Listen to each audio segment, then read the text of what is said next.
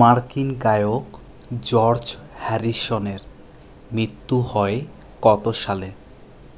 29 November 2001 সালে। Atlantic পাড়ি দিয়ে প্রশান্ত মহাসাগরে পৌঁছানো প্রথম ইউরোপীয় নাবিককে?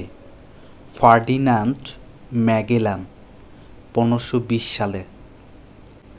নোবেল পুরস্কারপ্রাপ্ত প্রথম মুসলিম মহিলা কে? শিরিন এবাদি।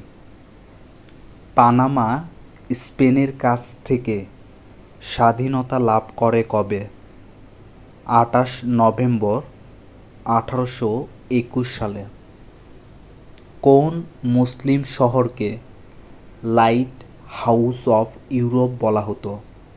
কর্ডোভা। 21তম ফুটবল বিশ্বকাপে মোট কতটি মুসলিম দেশ ছিল? 7টি। ওআইসি ভুক্ত কোন দেশটি আইডিবির সদস্য নয়?